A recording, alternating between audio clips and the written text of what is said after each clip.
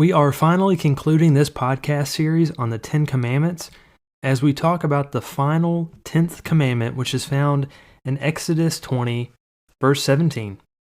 And it says this: "You shall not covet your neighbor's house.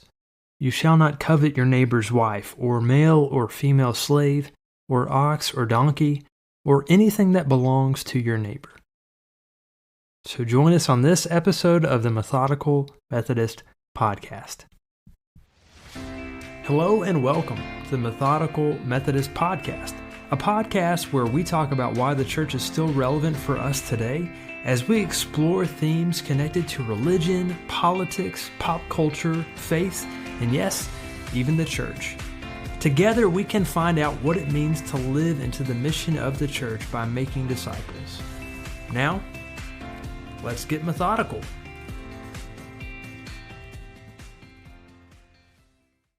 We can see a direct connection between the last commandment and the first commandment.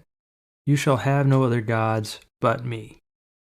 As Ellsworth Callis points out, coveting is a spiritual matter, just like the first commandment is.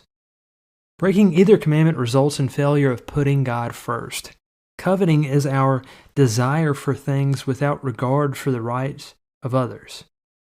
It's not simply desiring something, but it's wanting what belongs to another. It's this idea of keeping up with the Joneses, and the grass is always greener on the other side. Now, there's nothing wrong with wanting things, but the trouble is when we want something because it belongs to our neighbor. It happens when we are constantly comparing ourselves to others and thinking that we aren't where we should be in relation to our neighbors.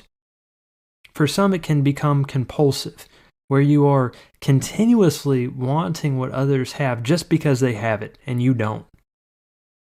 St. Aquinas stated it well when he said, "Our desire has no limits because our desire is boundless, and our desire is contagious." Coveting is often nearsighted. When we engage in the act of coveting, we don't really think about how coveting our neighbor's spouse or ox or donkey, or maybe the contemporary version of that would be Escalade or convertible. We don't really think about how that will negatively affect our neighbor's family or our own. We are solely focused on our own wants and desires that we are too busy to think about how our coveting might affect others. It's no surprise that we struggle with this commandment, though, because we live in a place in the world where there is an abundance of stuff. We are bombarded with commercials about things that we just have to have. And this makes way for consumerism to grow. Our country is a breeding ground for coveting. In his book, Dethroning Mammon, Justin Welby, who is the Archbishop of Canterbury, writes the following: "The problem with materialism is not that it exists, but that it dominates. It shouts so loudly that it overrides our caring about other things of greater value." I'm reminded of the story of a rich young man who goes to Jesus and asks, "Jesus, what must I do to inherit eternal life?" And Jesus says, "Obey all of the commandments. Don't murder, don't commit adultery, don't steal, don't lie, and honor your mother and father." And the young man says, yeah. I've kept all those commandments since I was a youth. I've got all that covered." But then Jesus looks at him and he says, one more thing. Go sell whatever you own and give it to the poor. All your wealth will then be heavenly wealth. And then you can come follow me." And we're told that it was at that point that the young man walked away sad because he was very wealthy. Notice the commandment that is missing in this list from Jesus is the 10th commandment: you shall not covet. It's conveniently left out. It's never mentioned in this story explicitly, but Jesus still finds a way to single out this commandment. It's almost as if Jesus could pick up on the fact that this young man valued his possessions, and it was that commandment that Jesus essentially called him out on. So Jesus then turns to his disciples and said, "It's hard for the rich to enter into heaven. I mean, it's really, really hard. In fact, it's easier for a camel to go through the eye of a needle than for the rich to get into the kingdom of God. Will Willimon talks about this quote that G.K. Chesterton has, where he says, it may be possible to have a good debate over whether or not Jesus believed in fairies. It's a tantalizing question. Alas, it is impossible to have any sort of debate over whether or not Jesus believed that rich people were in big trouble. There is too much evidence on the subject, and it is overwhelming. Our wealth and money can sometimes get in the way of our walk with Christ. Sometimes we are too wrapped up in our material possessions that we end up ignoring what is most important. John Wesley, the founder of the Methodist movement, had a lot of things to say when it came to money. One of his famous quotes is, "When I have money, I get rid of it quickly, lest it find its way into my heart." There's a great story about a wealthy Persian who heard that somewhere in the world there was a vast store of diamonds. He went to bed that night a poor man. Poor because he was discontented, and discontented because he saw himself as poor. He sold his farm and began a worldwide search for the acres of diamonds, until he had spent his entire fortune in the quest. After his death, they found in his old farm the acres of diamonds he had so feverishly sought, the famed diamond mine of Golconda. In this story, we're told that each of us have acres of diamonds in our own lives. It is ironic that we spend so much time desiring other people's belongings that we fail to appreciate the value in the things that we already possess. Furthermore, when we covet our neighbor's possessions, sometimes we miss out on appreciating and growing in our relationship with our neighbors. I came across this great video of Rabbi Dr. Abraham Twersky talking about the love of giving. And in this video, Twersky says, love is a word that in our culture has almost lost its meaning. He goes on to tell the story about the rabbi of Kursk who came across a young man who was clearly enjoying a fish that he was eating. He said, "Young man, why are you eating that fish?" And the young man says, "Because I love fish." And the rabbi says, "Oh, you love the fish? Well, that's why you took it out of the water and killed it and boiled it. Don't tell me you love the fish. You love yourself. And because the fish tastes good to you, therefore you took it out of the water and killed it and boiled it." So much of what is love is fish love. Rabbi Abraham Twersky goes on to say, "And so a couple falls in love, but what does that mean? That means that he saw in this woman someone who could provide him with all of his physical emotions and needs.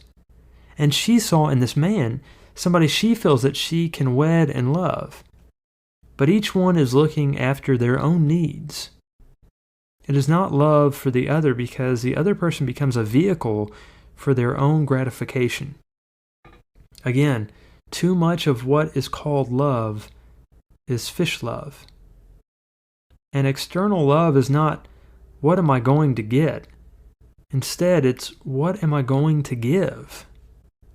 People make a serious mistake in thinking that you give to those whom you love. The real answer is that you love those to whom you give. So true love is a love of giving, not a love of receiving. I think Rabbi Twersky is really onto something. There is power in giving instead of receiving. Generosity is something that we are called to do as Christians. We're called to give and give generously. In another great quote by John Wesley, he says, "Having first gained all you can, and secondly saved all you can, then give all you can." As Christians, we are called to give not only our money, but also our time and talent. There was once a rabbi who asked a pastor the question, "What is stewardship?" The pastor replied, "It's when the church asks for support for its ministry." The rabbi asked, "Oh, do you mean money?" The pastor answered, "Yes, money, but also time and talent. To which the rabbi replied, "You ask? Jews are told to give money. If you're a Jew, you give. Simple as that." I love that rabbi's response in the story. But as Christians, I don't think that we're commanded to give. I don't think we're forced to give. Instead, I think we are invited to give. We are compelled to give. There's a reason why we have an offering in the middle of our services on Sunday mornings. This is because giving our tithes and offerings is a crucial response. It's a crucial part of our worship. As Justin Welby states, worship is how we tackle the deceiving effect of mammon, which corrupts and distorts the way in which we look at what we have, so that what we have we hold as though it were ours. In other words, giving is an act of worship. Our giving and worship is a way for us to realize that what God has given us doesn't really belong to us. Instead, it all belongs to God. John Tauler of Strasbourg was a 4th century saint and mystic. One day, Tauler came across a beggar and he greeted him by saying, "May God give you a good day, my friend." And the beggar quickly answered, "I thank God that I've never had a bad day." Tauler was silent for a moment. He was intrigued. So he continued the conversation and he said, "May God give you a happy life, my friend." The beggar quickly answered, "I thank God I am never unhappy." Well, now Tauler was confused. And so he asked, "You're never unhappy? What do you mean?" The beggar replied, "Well, when it is fine, I thank God. When it rains, I thank God. When I have plenty, I thank God. When I am hungry, I thank God. And since God's will is my will, and whatever pleases God pleases me, why should I say that I am unhappy when I am not?" Tauler was now in complete awe of his new friend. "Who are you?" he asked. "I am a king," said the beggar. "A king?" said Tauler, half ready to believe it. "Where is your kingdom?" The man in rags spoke calmly. "In my heart," he whispered. "In my heart." Gratitude is an emotion that is seldom expressed, but we are invited to reflect on the importance of gratitude. We can think about the ways that we are called to be thankful for what God has done. We're invited to be content in the things that we already have. And we're invited to be generous to the church and to others, because God has blessed us so that we can bless others.